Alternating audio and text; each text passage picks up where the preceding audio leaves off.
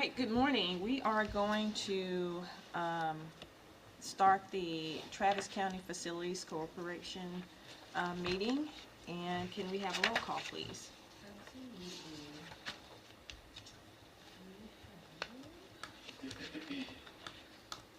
President Cheryl Brown. Present. Vice President Jimmy Cooper. Present.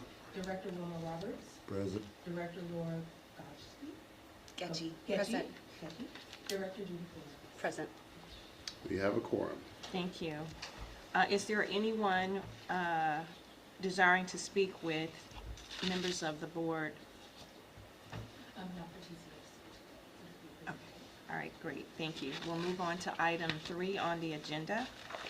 And the agenda states approval of the meeting minutes for March 7th, 2024.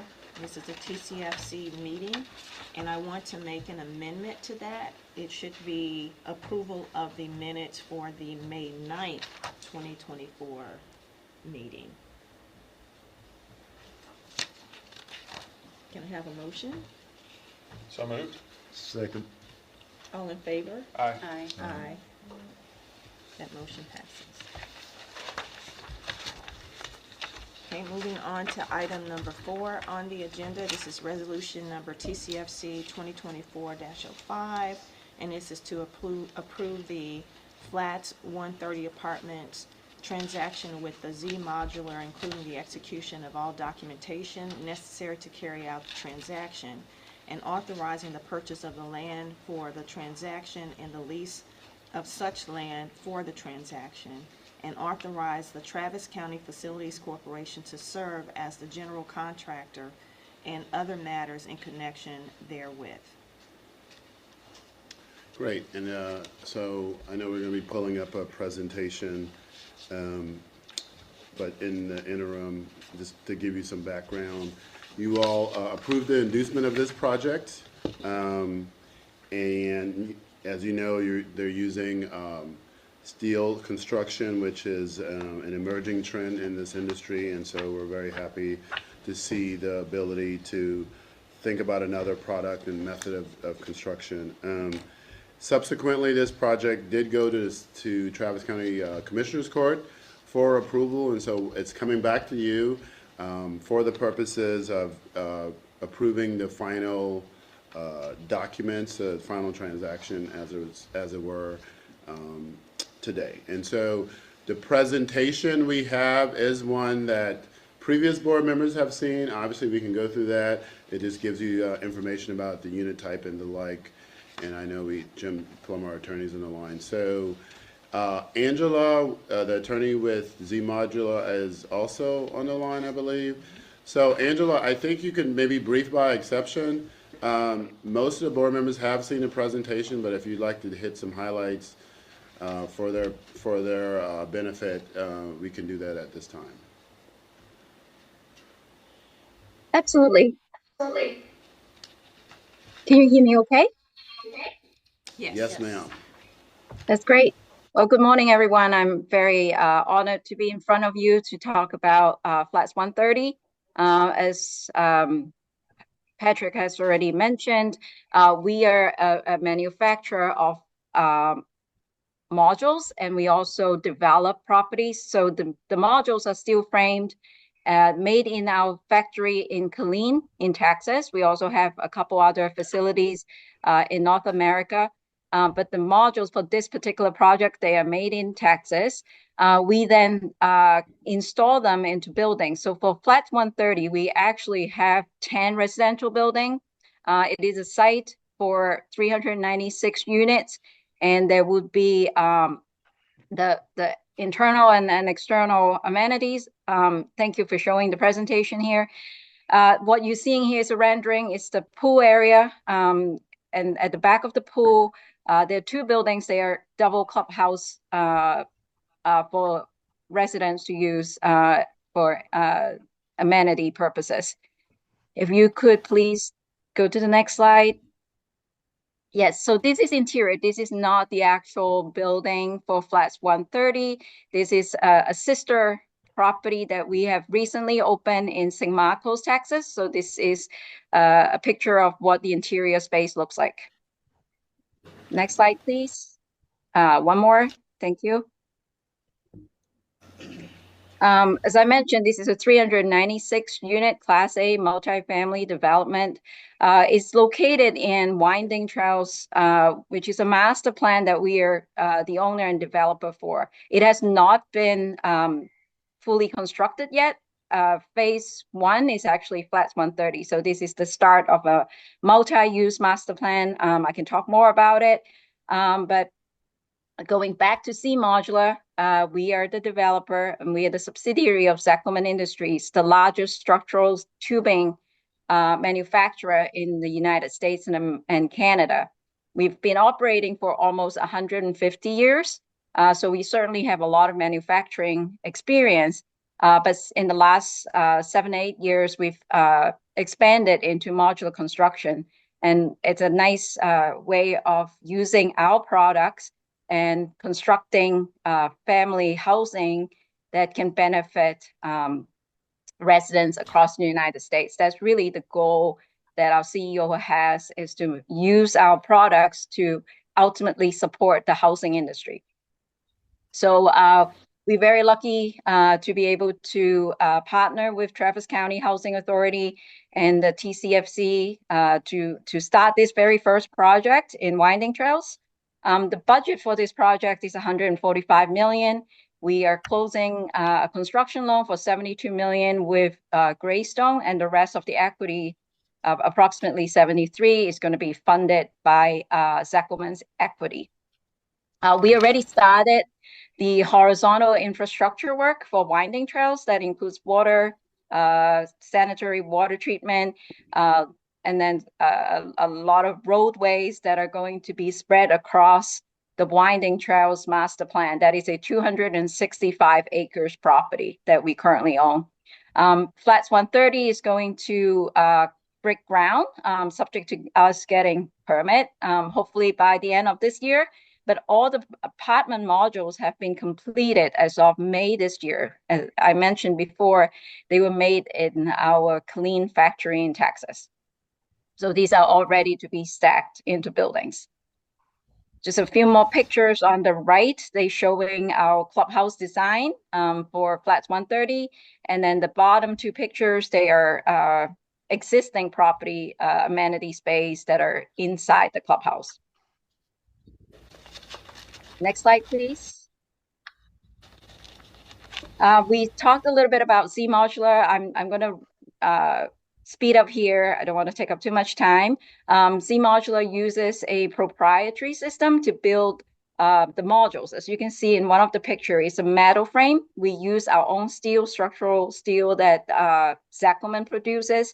The four corners at the bottom and four corners at the top, they are what we call the proprietary connection system. They're called C blocks. They're made of steel as well, and they patented technology that we were able to acquire back in 2016, and that's how this business started. The system allows us to build very precise, high tolerant metal frame modules, and they are then stacked.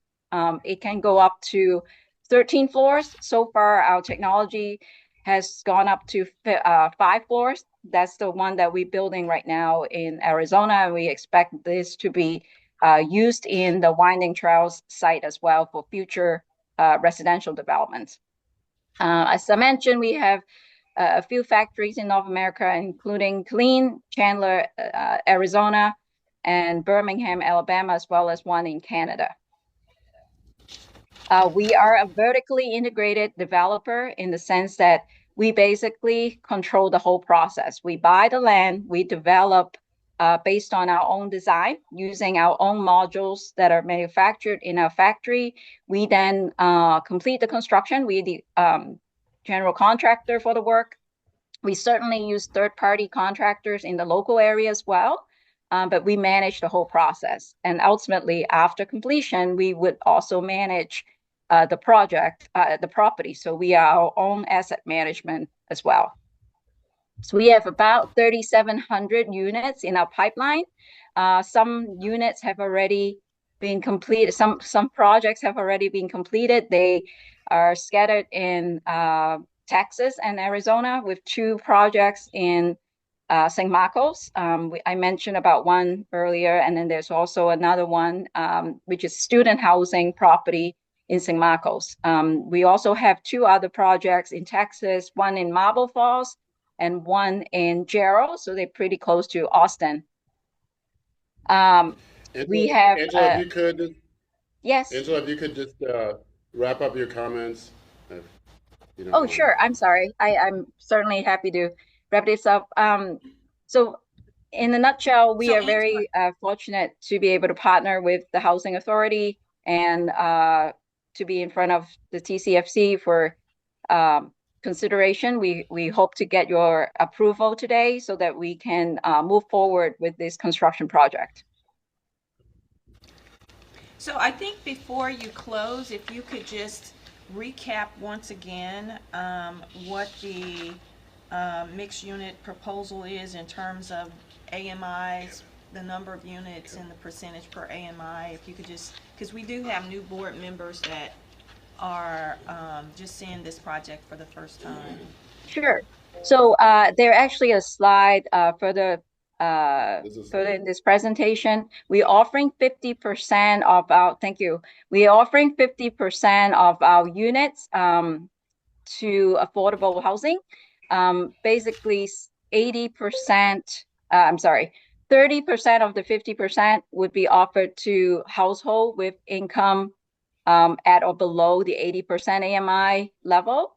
And then the additional 20%, which is part of the 50%, will be offered to household with 60% or lower AMI income. So out of the 396, approximately 198 of the units that are in Flats 130 will be offered for affordable purposes. Is there a aerial view of that? Can you, I'm trying to picture where it's located in the. Yeah, there's an aerial. I'm not sure where it is in this presentation. If you go back up Yeah, a few it slides. was in a previous Yeah, I presentation. know, but where? But generally speaking, it's in You know what, we southeast. saw it in the prior meeting. Yeah, it's in Right. southeast Travis County, There- in the there's- Winding Something in Trails Chestnut. area. Okay, yeah. Yeah, Yep. That will help you. Okay. that's it. I think if you scroll one more slide, there is another one that shows the local area. Maybe one more. Thank you. Yes. One more.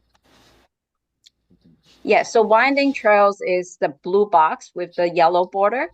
And you can see that in the area, there are schools, there are certain shopping areas, retail. And within the master plan, what we plan to do is to also build out retail, commercial, industrial, so that our residents can actually spend more time in their immediate community and not have to venture too far.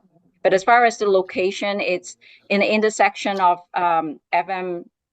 SH 130 and 973. Yeah, that's what All right, so are there any questions for Angela? No?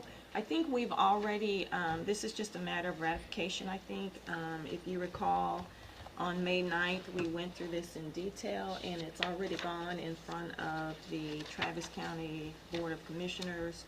So is there a motion for us to approve resolution number TCFC 2024-05? That's so moved. Second? All in favor? Aye. Aye. All right. That motion passes. Thank you. All right, moving on to item B, resolution number TCFC 2024-06, and this is to approve inducing an application of an affiliate of the NRP Group LLC related to the Monaco Apartments and a proposed financing therefore up to $60 million of the cost of the acquisition, construction, and equipping, therefore with tax-exempt bond and other matters in connection therewith. Yes, and we do have Max Whipple with NRP Group on the line. I would just like to tell you this is the second 4% project they brought to us. We're very happy to be working with them. There are two other PFC deals, actually four other PFC deals that we're working with him on as well. So we're very excited to be able to potentially partner with NRP Group again. Obviously, the inducement only means that they have the ability to submit an application for credits. There is no we have no specific obligation or no risk associated with this inducement. But I'm sure Max will want to share a little bit about the project, the proposed project, and share a little bit about what they envision it being like. So with that, Max, I think you should be on the line. Sure thing. Good morning, all. Good morning, board members, and welcome to the couple of new board members I haven't had the chance to meet yet. My name is Max Whipple, Vice President of Development with the NRP Group.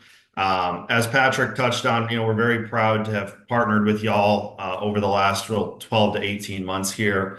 You may have seen recently, but we just broke ground on the Ross Road PFC project located in Southeast Travis County, and then we have a handful of other developments in the pipeline that we are hoping to wrap up later this year and into next that y'all have already considered. So we appreciate the partnership. We look forward to ideally more opportunities to work together in the future. We're very focused on developing in Travis County and this region, and hope to continue the partnership with y'all in doing so. So I'll touch on real quick just who we are as a company and what we do. If you mind going to the next slide here. We are, you can skip this one, honestly. Skip down to maybe the next slide. We're a nationally focused organization, but we do a lot of our work in Texas. We've actually this year just hit 30,000 units developed in the state of Texas. Over 50% of those units being affordable units as well. We are, similar to the last group that presented, we are a vertically integrated organization as well. And what that means is we handle the development work as well as the construction work in-house. And eventually we will be the property manager of the project as well. So when we say that the buck stops with us, my contact information has been provided with all these presentations. Patrick's got my cell phone number probably on speed dial at this point. If there's ever any issues that occur, whether it's during the construction phase, whether it's during the property management phase, we are always a resource available to y'all in order to address those issues very quickly.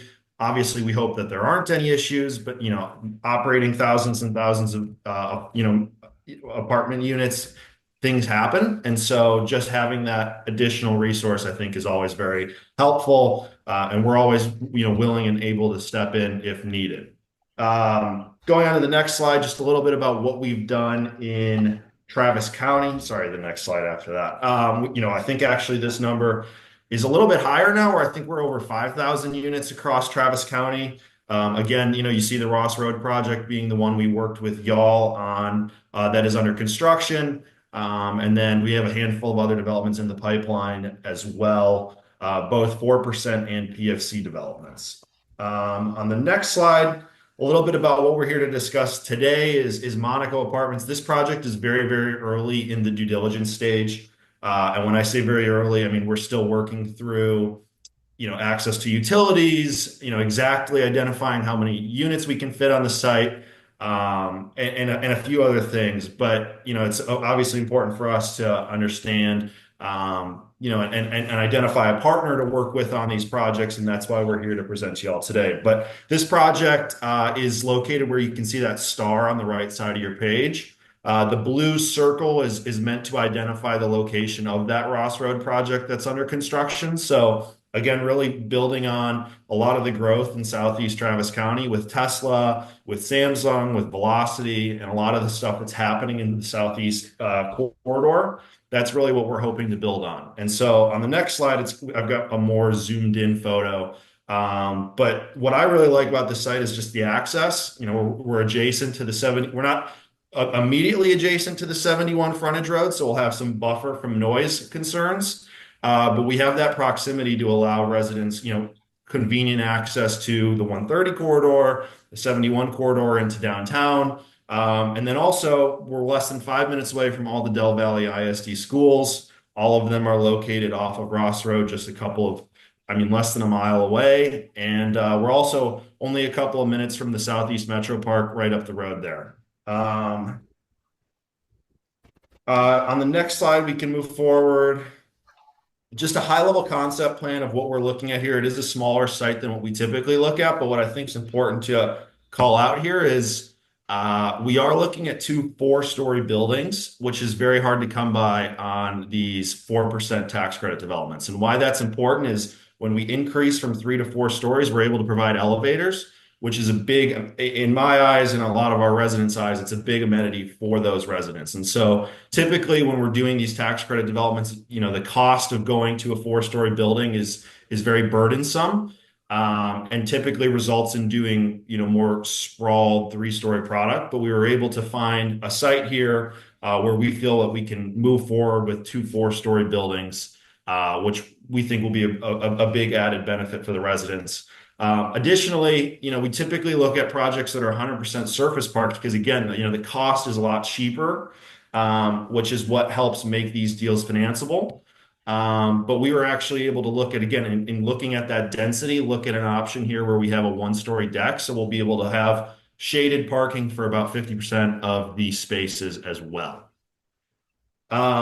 Moving forward to the next slide and our proposed unit mix, what I really do want to emphasize here is we are really focused on 3 and 4 bedroom units. I'll touch on it in a second on our supportive services as well. But over 50% of our units are catered towards larger families with those 3 and 4 bedroom units. Our proposal right now, based off of where interest rates are, where construction pricing is, and everything else, we're proposing this deal to be financed 100% at 60% AMI.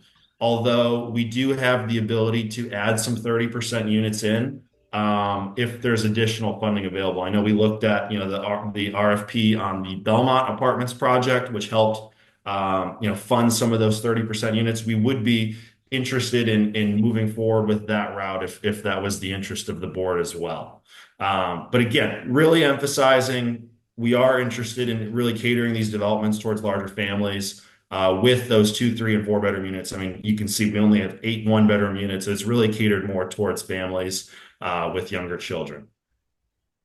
Next slide, real quick. You've probably seen this 800 times now, but just talking about who we're serving in terms of the Travis County AMI. You can see a lot of those folks, Austin ISD, police officer, EMT, those were taken directly from city websites.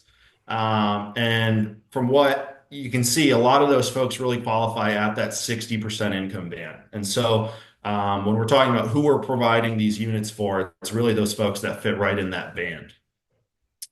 Let me just wrap up these last couple slides quickly for you all. On the next slide, just to talk a little bit about amenities. A lot of these developments, I think there's a lot of negative connotations that people have about building affordable housing. But when we show these photos, we take people to the developments and show them just the quality of the amenities and the quality of the units.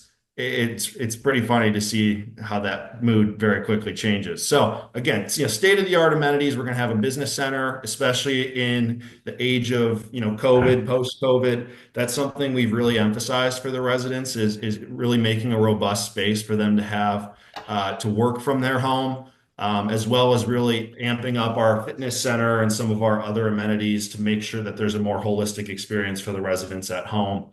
And similarly, within the units, you'll see granite countertops, some of that modern vinyl flooring and cabinetry that you see at any, Class A market rate multifamily development. And then what I'm most excited about, what we are most proud of is on the next slide is our supportive services program. So this is something we've done at all of our developments for 2 decades. We like to take it beyond what is required by the state. And so we partner with a local organization, CHR Partners, and they work with a lot of more hyper-local nonprofits to identify services and provide those for the residents at the property, all free of charge. And most notably, what we like to really emphasize is our after-school programming. So again, with our developments being catered towards families with 2, 3, and 4 bedroom units, we know that there's a lot of kids at the property. And so, again, a lot of our, working parents have 9 to 5 jobs, and that after school care is very difficult to either, fund or find. And so we actually offer an after-school programming with an on-site resident coordinator who will work with the kids, help tutor them, give them snacks. And we actually continue that into the summer with summer. Hey, Max, can you hold on for just a second? Okay, yeah, so I think we get the message in all of this, and we appreciate the presentation. And I just want to see if there are any questions from any of the board members before we vote on the resolution. Any comments or anything like that?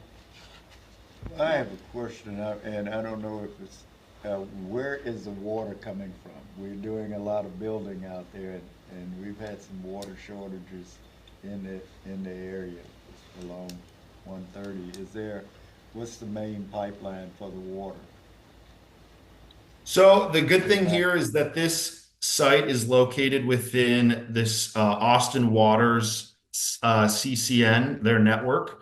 So that is something we still need to work on through the due diligence stage in what that extension to the actual property will be.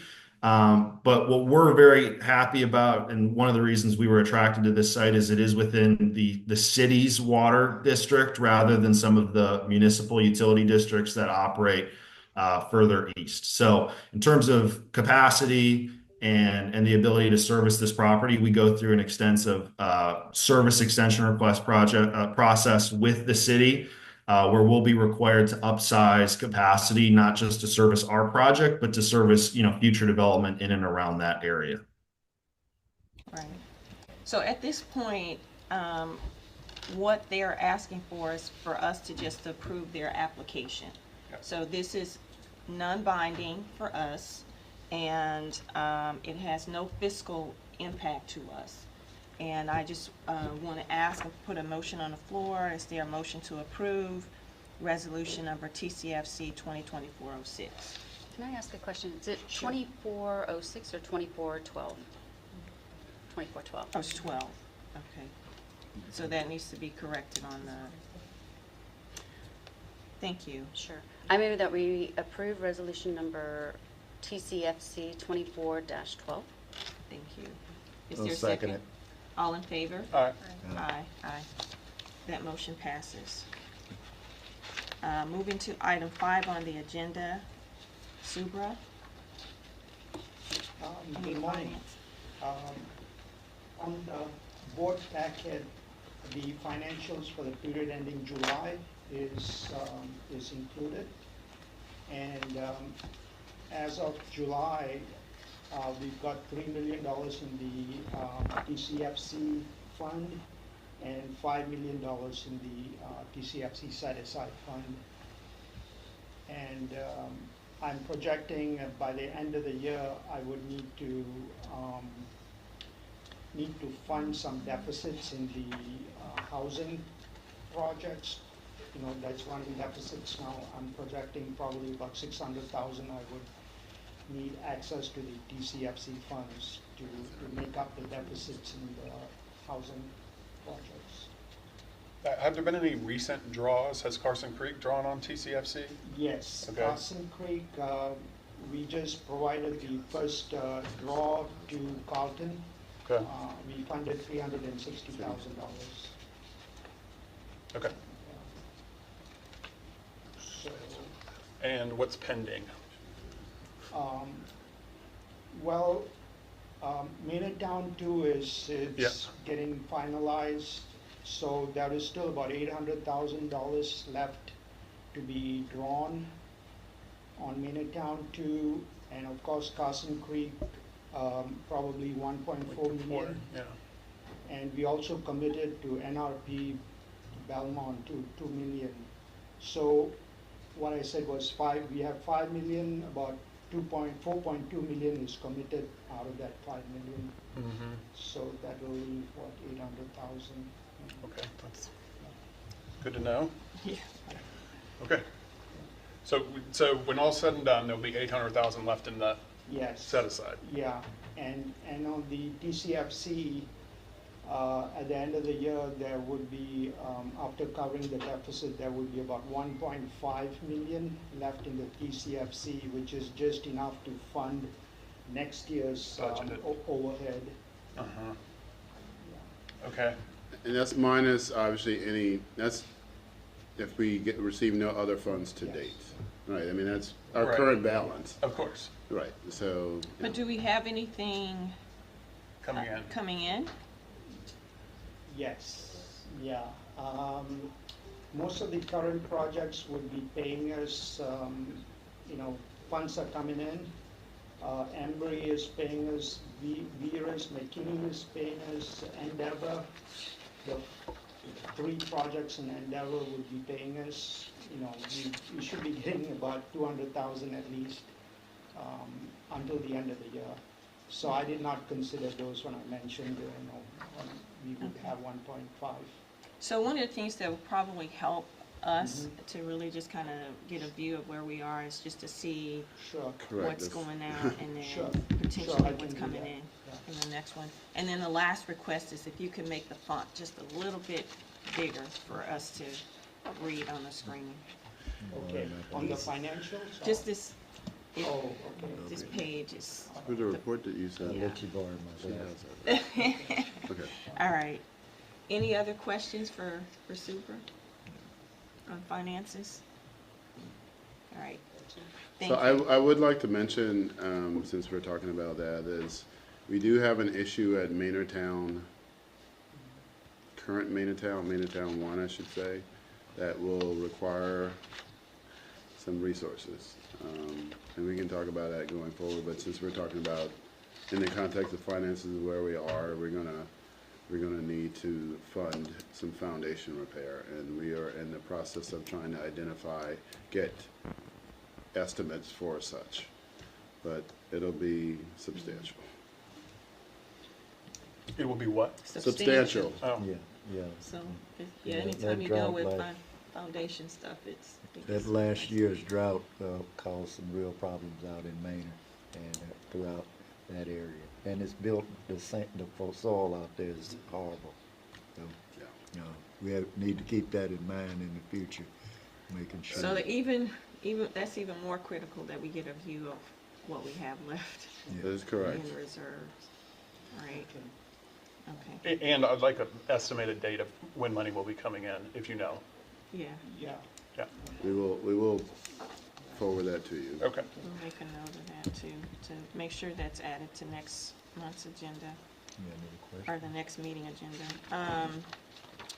Anything else regarding finances? Question? Nope. All right, good. Moving on to item number 6, board committee reports. We did have one meeting this week regarding the real estate committee. And we met with Jim Palmer to review a couple of other properties. So do we want to cover those now, or we want to cover those? Yeah, the only property relative to TCFC was the Monaco project that you just approved the inducement for. The others were housing authority projects. Okay, Okay, so we'll do that during The that other, yeah. Okay. All right, moving on to item 7, any new or unfinished business? No, all right. Item 8, future agenda items. And I think we just covered that we just want to talk about the finances in the next meeting. Any reason to go into an executive session? Nope. Is there a motion to adjourn the meeting? So moved. All in favor? Aye. She second. Good. All right, meeting is adjourned. Thank you.